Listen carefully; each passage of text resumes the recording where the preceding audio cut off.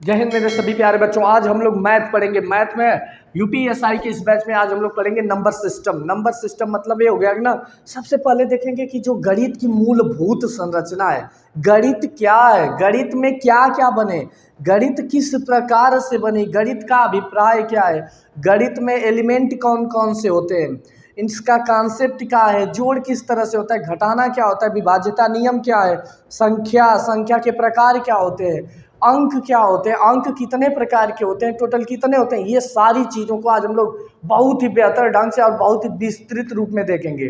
तो ज़्यादा उतवा न करते हुए आइए हम लोग आज शुरू करते हैं अपनी वीडियो को और शुरू करते हैं सबसे पहले गणित।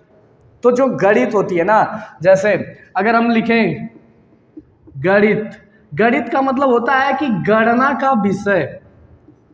क्या होता है? गणना का विषय या गणना विज्ञान,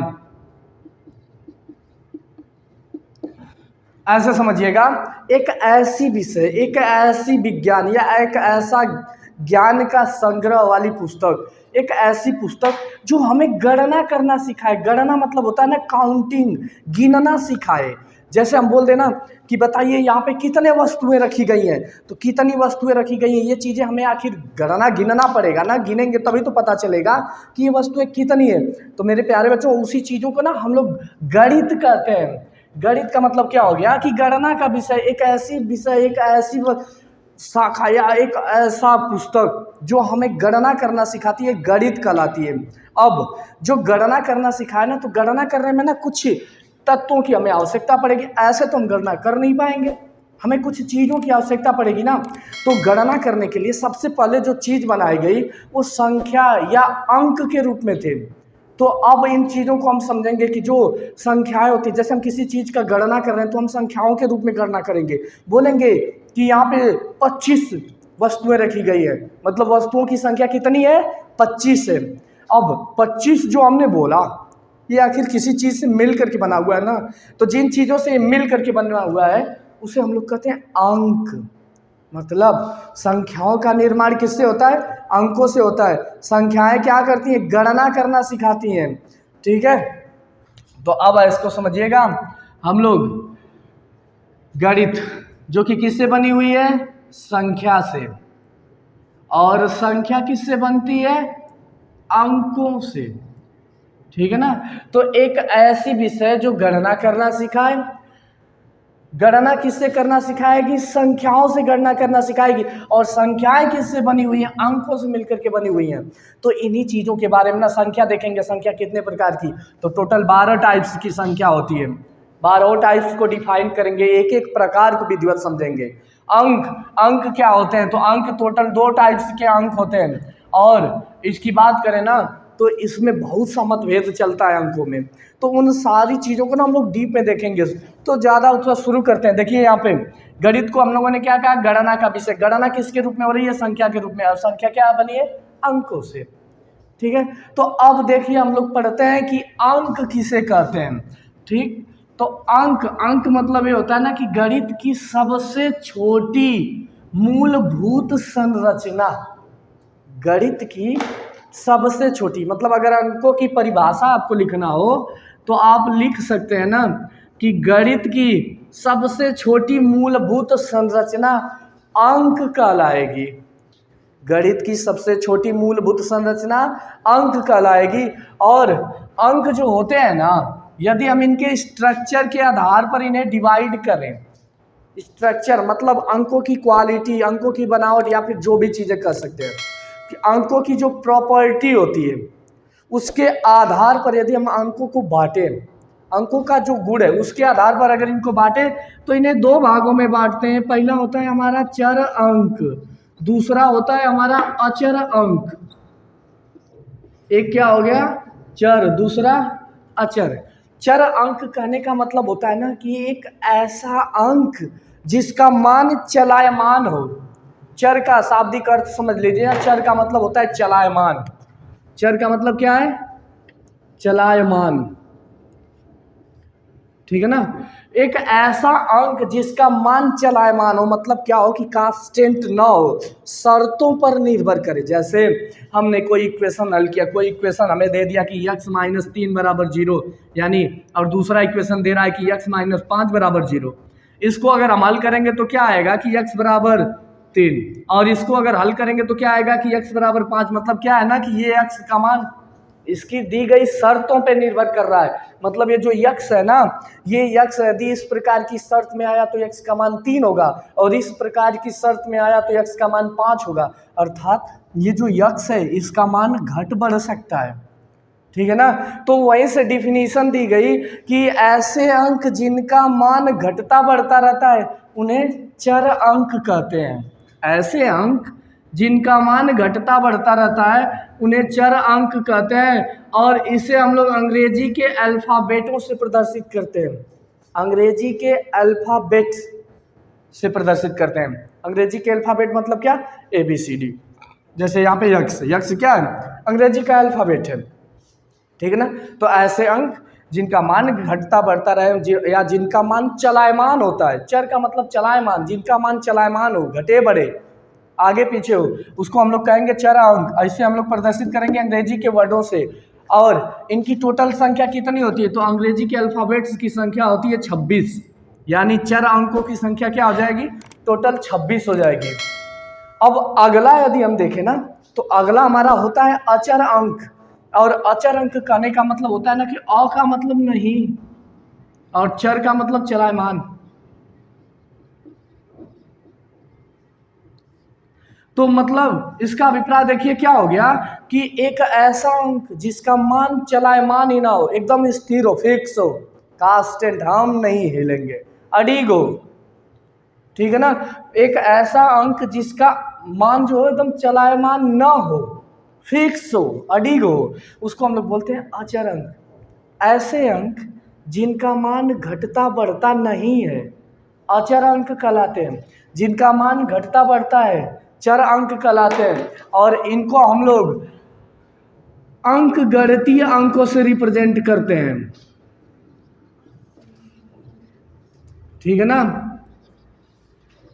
अंक गणितीय अंकों से रिप्रेजेंट करते हैं। मतलब क्या होता है कि 0 हो गया, 1 हो गया, 2 हो गया, 3 हो गया, 4 हो गया, 5 हो गया, 6 हो गया, 7 हो गया, 8 हो गया, 9 हो गया। ये देखिए, ये जो जितने अंक है ना, इनको हम लोग क्या बोल दिए? ये हमारे अचर अंक हैं। इन्हें अंक गणितीय अंक बोलते हैं। जबकि ये वाले जो अंक है ना, ABCD वाले, इनको हम लोग बीज गणितीय अंक बोलते हैं।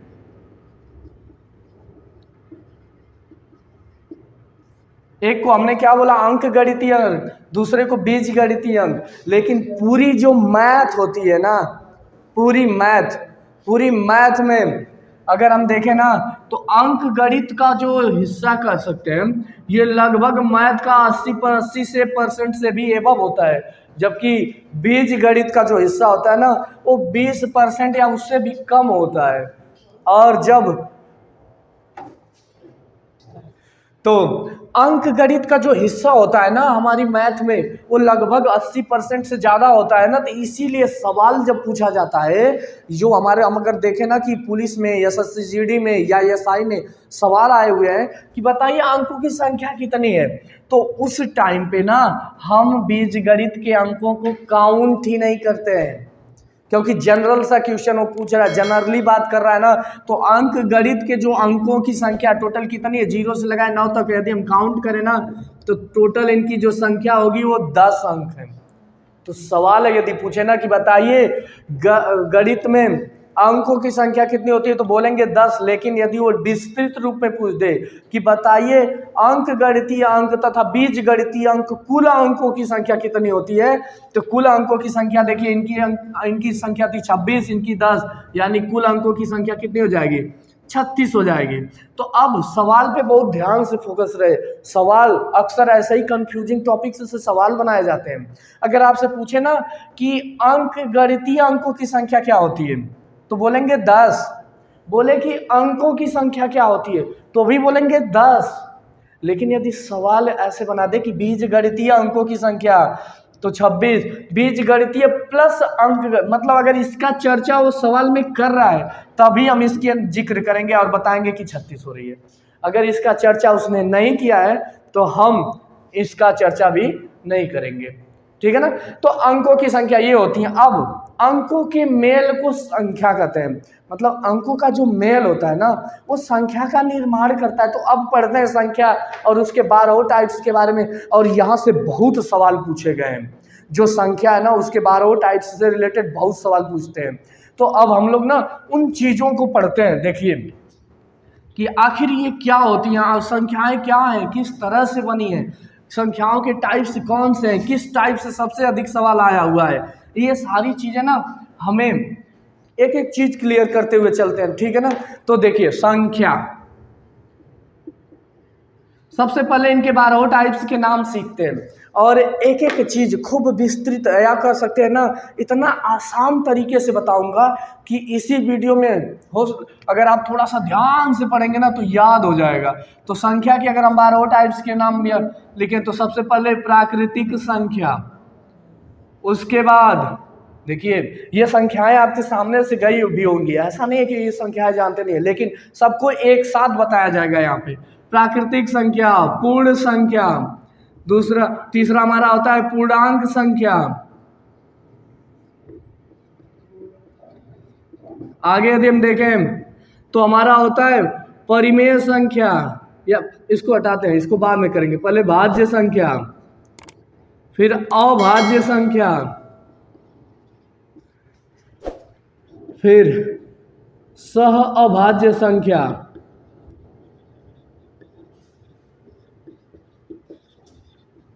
फिर हमारी परिमेय संख्या,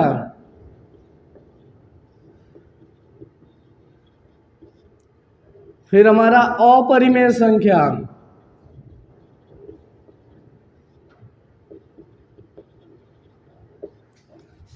फिर देखिए कितने हो गए, 1 हुआ, 2 हुआ, 3 हुआ, 4, 5, 6, 7, 8। आगे देखेंगे तो आगे हमारी होती है सम संख्या, फिर अगली होती है विषम संख्या, फिर जो हमारी अगली होती है उसका नाम होता है वास्तविक संख्या, अगला जो होता है काल्पनिक संख्या, ठीक है ना। और ये याद रखिएगा ना, जो अभाज्य संख्या ना, यहाँ से एक सवाल अक्सर हर एक एग्जाम में पूछा गया है, लगभग सभी एग्जाम में अभाज्य संख्या के बारे में पूछा गया है। तो इनके ना अभाज्य संख्याओं से रिलेटेड हम लोग एक वीडियो अलग भी बनाएंगे, क्योंकि इसमें ना कुछ ट्रिक्स होते हैं, कुछ फॉर्मूले होते हैं, कुछ और भी चीज़ें होती हैं। तो पहले अभी सभी को समझते हैं, ठीक है। अब यहाँ पे समझते हैं जो हमारी प्राकृतिक संख्या है, प्राकृतिक संख्या आखिर होती क्या है, कैसे बनी, इनको समझते हैं एकदम बेस से। जैसे ना ऐसे समझिए कि हम लोग ना बहुत प्राचीन काल में हैं, तो प्राचीन काल में तो हमें गणित का जब निर्माण होगा, गणित का निर्माण होगा तो हमें काउंटिंग नंबर्स चाहिए, क्योंकि ये विषय ही गणनाओं का विषय, काउंटिंग नंबर चाहिए ना।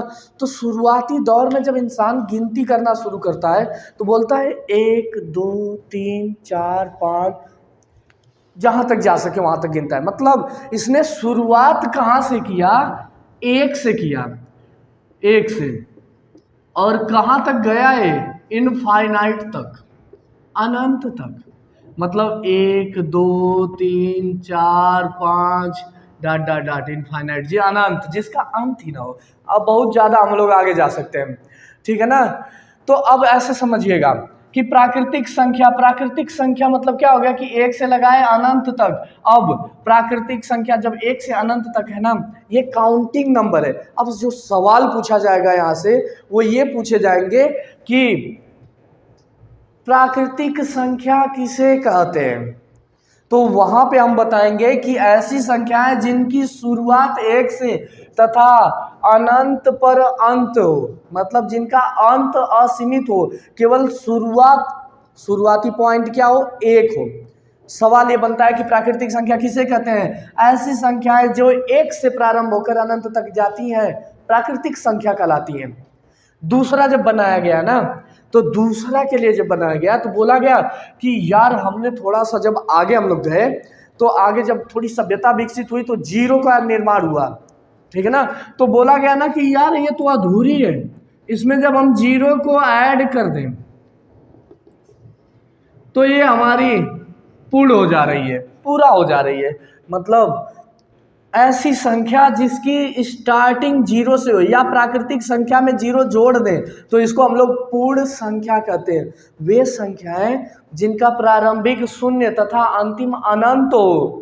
मतलब अगर इनका लिखे ना तो एक से कहाँ तक, इनफाइनाइट तक। इनका लिखे तो जीरो से इनफाइनाइट तक, मतलब इनका प्रारंभिक शून्य और अंत जो होगा अनंत पर होगा। वे संख्याएं जिनका प्रारंभिक बिंदु जीरो तथा अंतिम बिंदु अनंत होता है पूर्ण संख्या कहलाती है, होल नंबर कहलाती है। ये तो अधूरी थी ना जीरो के बिना। अब ये इसमें जो सवाल पूछा जाएगा ये पूछा जाएगा कि जीरो निम्न में से किस संख्या का हिस्सा है, और बोला जाएगा कि प्राकृतिक संख्या पूर्ण संख्या दोनों या इनमें से कोई नहीं। तो हमेशा याद रखिएगा कि जब जीरो की बात करेगा तो जीरो केवल पूर्ण संख्या में आता है, प्राकृतिक संख्या में नहीं, क्योंकि जीरो की स्टार्टिंग कहाँ पूर्ण संख्या के लिए बनी है और प्राकृतिक संख्या में जीरो। दूसरा सवाल, जीरो का निर्माण भारत में हुआ है। यह भी सवाल पूछा जाता है कि किस संख्या का निर्माण भारत में किया गया है। तो शून्य एक ऐसी संख्या है ना जिसका आविष्कार भारत में किया गया है। ठीक है, अब पूर्णांक संख्या की बात करते हैं तो थोड़ा सा जब हम और विकसित होंगे तो अब हम लोग क्या करेंगे कि इन संख्याओं के साथ हम चिन्हों का भी प्रयोग करेंगे, +1 +2 +3 डॉट डॉट प्लस इनफाइनाइट तक, फिर जीरो, और उसके बाद -1 -2 -3 कहाँ तक, माइनस इनफाइनाइट तक। ठीक है ना, यानी क्या हो गया कि माइनस इनफाइनाइट और जीरो फिर प्लस इनफाइनाइट के बीच की सभी संख्याएं, मतलब यहाँ माइनस वाला भी चिन्ह, प्लस वाला भी चिन्ह और जीरो, ये सभी संख्याएं पूर्णांक संख्याएं कहलाती है। मतलब अगर पूर्णांक संख्याओं की कैटेगरी बनाए तो माइनस इनफाइनाइट से लेकर शून्य से प्लस इनफाइनाइट तक की संख्याएं पूर्णांक संख्या कहलाती है, पूर्ण अंक संख्याएं कहलाती हैं। पूर्ण अंक होने का मतलब कि पूर्ण होना चाहिए। दूसरी चीज इसमें क्या होने चाहिए, चिन्ह आने चाहिए, प्लस भी हो, माइनस भी हो, जीरो भी हो। ठीक है ना। अब पूर्णांक संख्याओं की कैटेगरी देखें ना तो 3 हिस्सों में बांट दिया जाता है। पहला बोला जाता है धनात्मक पूर्णांक। धनात्मक पूर्णांक कहने का मतलब ये हो जाता है ना कि +1 से लेकर कहाँ तक, प्लस इनफाइनाइट तक की संख्याएं धनात्मक पूर्णांक कहलाएंगी। दूसरा होता है शून्य पूर्णांक। शून्य पूर्णांक कहने का मतलब ये हो गया ना कि ऐसी संख्या जिसका मान शून्य हो, अर्थात जीरो, 1 गुणे जीरो या -1 गुणे जीरो, 0/3 या जीरो से किसी संख्या में भाग दें, या हम कह सकते हैं ना और भी बहुत सी चीजें होती हैं जिनका मान शून्य हो जाए। ये सारी संख्याएं जो होती है ना वो शून्य पूर्णांक के अंतर्गत आती हैं।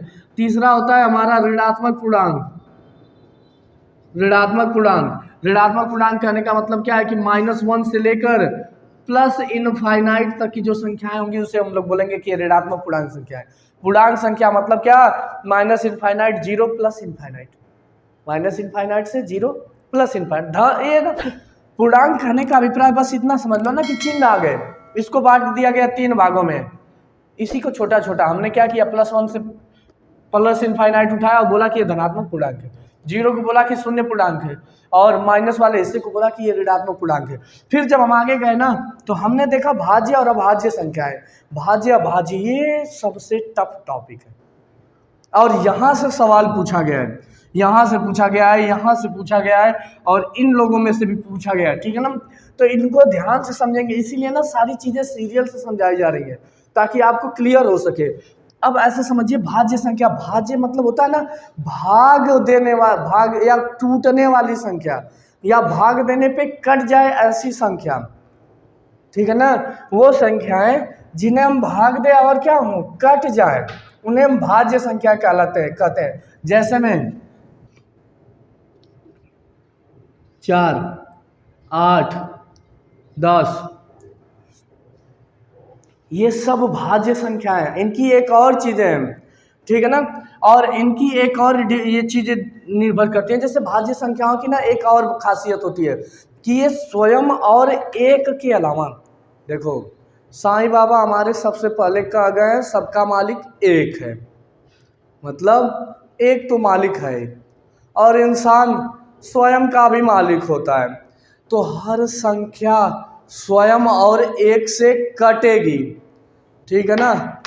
तो जब स्वयं और एक से कटेगी ना, तो मतलब ये हो गया ना कि जो संख्याएं स्वयं और एक से कट रही हैं तो स्वयं और एक को हटा दो, ठीक है ना। स्वयं और एक को हटा दीजिए, क्योंकि सबका मालिक एक है और इंसान स्वयं का मालिक होता है, तो इन दोनों को हटा दीजिए। इनके अलावा, स्वयं और एक के अलावा, क्या क्या, स्वयं और एक के अलावा यदि ये किसी से कट रही है ना, तो हम बोलेंगे कि ये भाज्य संख्या है।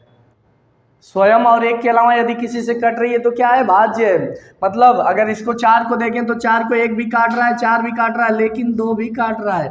तो स्वयं और एक के अलावा भी ये किसी न किसी से काट रही है, तो इसको बोलेंगे भाज्य संख्या। इनको अगर देखें तो इनको कौन काट रहा है, 1 काट रहा है, 8 काट रहा है, लेकिन 2 भी काट रहा है, 4 भी काट रहा है। तो स्वयं और एक को अगर हम हटा देते हैं तो देखो कौन कौन बच गया, 2 और 4 दोनों काट रहे हैं, मतलब क्या है, भाज्य संख्या है। ऐसी संख्या है जो स्वयं और एक के अलावा अन्य से विभाजित होती हैं, भाज्य संख्याएं कहलाती हैं।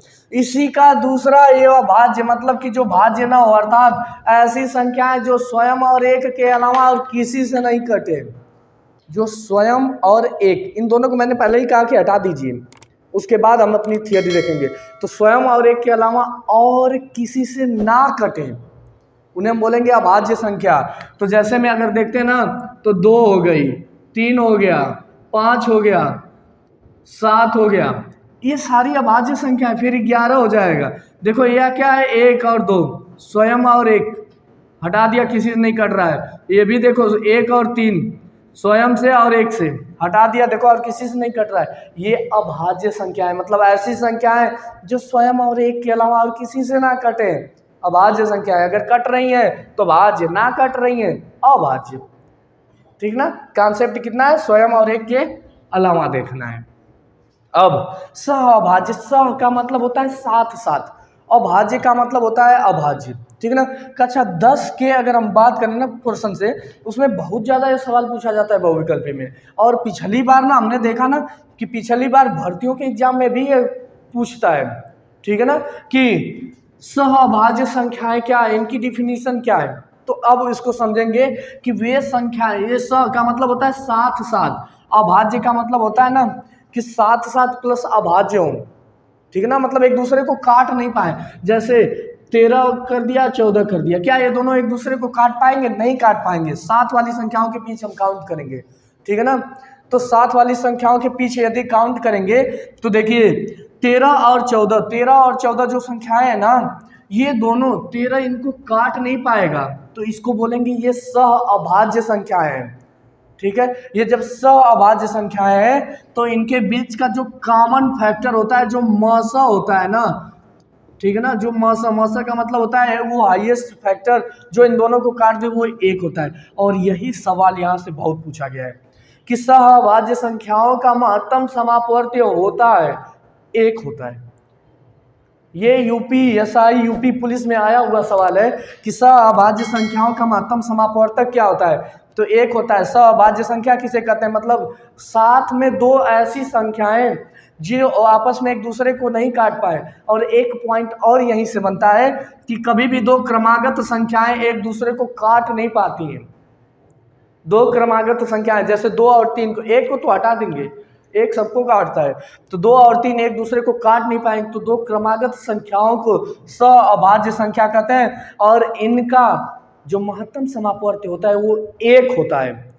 क्लियर है ना, ये सवाल आप हमेशा याद रखोगे। सहअभाज्य मतलब क्या, कि ऐसी 2 साथ की संख्याएं, ये कंपेयरिंग संख्या होती है जो एक दूसरे को काट न पाए। आगे परिमेय संख्या, परिमेय संख्या कहने का मतलब होता है ना कि ऐसी संख्या या जिसे भिन्न के रूप में लिखा जा सके, p/q रूप हम दे सके। मतलब क्या कि ऐसी संख्या जिसको हम p/q रूप दे सके, लेकिन कंडीशन ये है ना कि q की वैल्यू कभी भी 0 नहीं होनी चाहिए। 0 हो गई तो यह परिभाषित हो जाएगा, नॉन डिफाइंड हो जाएगा, ठीक है ना। तो p/q के रूप में लिख सके और इसका जो मान हो ना वो एक निश्चित स्वरूप को व्यक्त करे, पूर्ण संख्या प्राप्त हो, इसको हम लोग बोलते हैं परिमेय संख्या। परिमेय संख्या का मतलब क्या है कि भिन्न वाली संख्या, भिन्न संख्या मतलब अब ऐसे समझिएगा कि वे संख्याएं जिन्हें हम भिन्नों के रूप में व्यक्त कर सकते हैं परिमेय संख्या कहलाएंगी। अब बहुत जनरल सा क्वेश्चन, चार को क्या आप परिमेय संख्या बोलेंगे कि तो हाँ, चार परिमेय संख्या है।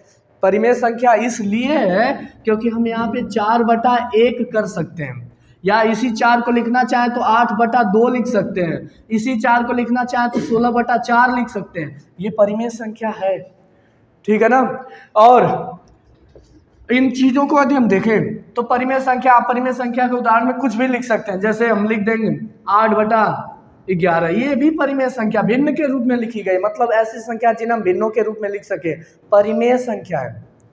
दूसरा होता है अपरिमेय संख्या। अपरिमेय संख्या मतलब ये होता है ना कि ऐसी संख्याएं जिन्हें p/q रूप में ना लिख सके। और यहाँ से याद रखिएगा ना, तीन राशियां मुख्य होती हैं। एक होती है पाई, एक होता है एक्सपोनेंशियल संख्या। एक्सपोनेंशियल संख्या ना कभी भी देखा होगा ना कि log बेस e लिखा गया होता है यहाँ पे, ये जो नंबर्स होते हैं ना ये एक्सपोनेंशियल नंबर होते हैं। और दूसरा होता है कड़ी में अभाज्य संख्या, जैसे कड़ी में 3 कर दिया हमने, कड़ी में 2 कर दिया, कड़ी में 5 कर दिया, ये कड़ी से बाहर नहीं आ सकते। यदि कड़ी से बाहर अगर ये आएंगे ना तो कड़ी से बाहर आने का मतलब हो जाएगा ना ये अशांत अनावर्ती दशमलव प्रसार को व्यक्त करेंगे। अब ये दशमलव प्रसार क्या होते हैं इनको समझ लेते हैं। जैसे ना अगर हमने भिन्नों के परिमेय संख्या लिखा है, ठीक है, भिन्नों की संख्या, तो भिन्नों की संख्या का 2 मान आता है। अब इस चीज को ना हम लोग समझते हैं कि आखिर क्या होता है। जैसे एक हमारा आ गया 1/3, ठीक है, और एक मान हमने लिख दिया 22/7। अब हम मान इनको हल किए तो 0.3333 आ रहा है, ये हमारा अशांत है दशमलव प्रसार। या हम कह सकते हैं ना कि दशमलव संख्या की जब बात करेंगे तो दशमलव संख्या 2 टाइप्स की होती है, एक होती है शांत और दूसरा होता है अशांत, ठीक है ना। शांत दशमलव प्रसार होता है, दूसरा अशांत दशमलव प्रसार होता है। देखिए जब हम अपरिमेय संख्या, ये बहुत टफ होता है और यहाँ से एक सवाल अक्सर पूछा जाता है। यदि मास्टर वाला एग्जाम देखें ना, मास्टर से रिलेटेड जो हमारा एस टेट होता है, सी टेट होता है, उसमें यहाँ से जरूर पूछा जाता है, सबसे ज़्यादा पाई को पूछता है। तो जहाँ तक संभावना ये है ना कि ये इस यूपी पुलिस वाले एग्जाम में भी पूछ दिया जाए कि बताइए पाई कौन सी संख्या परिमेय संख्या है, अपरिमेय संख्या है, भाज्य संख्या है। क्योंकि ना ये बहुत कंफ्यूजिंग टाइप है। जो पाई का मान होता है ना वो 22/7 होता है, ये वाला परिमेय है और ये वाला क्या है, अपरिमेय है। हमेशा याद रखिएगा कि कभी अगर आपसे 22/7 दे दिया ना तो ये परिमेय संख्या है। 22/7 क्या है, परिमेय है। पाई का मान क्या है, अपरिमेय, क्योंकि इसका मान ना 3.14 न जाने क्या क्या चीजें आती है, बहुत ज्यादा, ये अशांत दशमलव प्रसार होता है। वही चीज हम यहाँ पे समझ रहे हैं कि क्यों आखिर पाई को बोला जा रहा है। तो एक होता है शांत दशमलव प्रसार। शांत दशमलव प्रसार का मतलब होता है ना कि जैसे आ गया 0.25, ये शांत है। दूसरा होता है ना अशांत दशमलव प्रसार, मतलब कि इसमें ना दशमलव के बाद अनलिमिटेड स्थानों तक जाए, काउंट ही नहीं किया जा सकता, इतने स्थानों तक वृद्धि होगी, ठीक है ना। जब काउंट नहीं किया जा सकता तो इसको हम लोग अशांत दशमलव प्रसार बोलते हैं। और इस दशमलव प्रसार में ना 2 चीजें आती हैं, एक होता है आवर्ती और दूसरा होता है अनावर्ती। आवर्ती होता है, दूसरा अनावर्ती होता है। आवर्ती का कहने का मतलब ये होता है ना कि बार बार एक ही में घूमे। जैसे मान लीजिए ना कोई संख्या है और आ रहा है 3 6 3 6 3 6 3 6, ऐसा ही बार बार है। अशांत का मतलब क्या होता है कि बहुत स्थान। शांत का मतलब क्या होता है कि सीमित स्थान दशमलव के बाद। अब यहाँ देखिए 3 6 आ रहा है ना, तो देखो ये दोनों आपस में ही घूम रहे हैं ना, इसको हम लोग बोलेंगे कि ये आवर्ती है। अगर यही आता ना कि 0.3 2 1 5 3 कुछ भी आ जाए, अलग अलग बदल के है, इसको बोलेंगे अशांत अनावर्ती है। और ये अपरिमेय संख्या होती है, मतलब ये जो संख्याएं होती है ना ये अपरिमेय होती हैं। और इसी वजह से पाई, कड़िम 3, कड़िम 2, कड़िम 5 ये सब अपरिमेय संख्याओं के कैटेगरी में रखे जाते हैं। क्लियर है, ठीक है ना। अब आते हैं सम संख्या। सम संख्या कहने का मतलब ये होता है ना कि ऐसी संख्याएं जो 2 से विभाज्य हो जाए, 2 से कट जाएं, मतलब क्या हो ना कि 2 2 4 6 8 12, ये सब आगे हम लोग विभाज्यता नियम भी पढ़ेंगे। विभाज्यता नियम में मैं बताऊंगा कि कौन सी संख्या किस प्रकार से एकदम ट्रिक के सेकंडों में बताएंगे कि किस प्रकार से कट रही है, ठीक है ना। इतना टाइम थोड़ी लगे, अभी ना बेस बता रहा हूँ। बेस बताने में थोड़ा सा आपको ये चीज़ें समझना होगा, ये गणित के बेस हैं। जितना ही बेहतर आएगा ना उतना ही बेहतर आप सीखोगे। तो समझिए, हम लोगों ने 2 4 6 8 ये सब संख्याएं क्या है, 2 से कट जा रही हैं। 2 से जब कट जा रही है ना तो ये सारी संख्याएं क्या होंगी, हमारी सम संख्याएं होंगी। दूसरा होता है विषम। विषम का मतलब जो सम ना हो, मतलब ऐसी संख्याएं जो 2 से ना कटे। सम का अभिप्राय क्या है कि 2 से विभाज्य, ठीक है ना।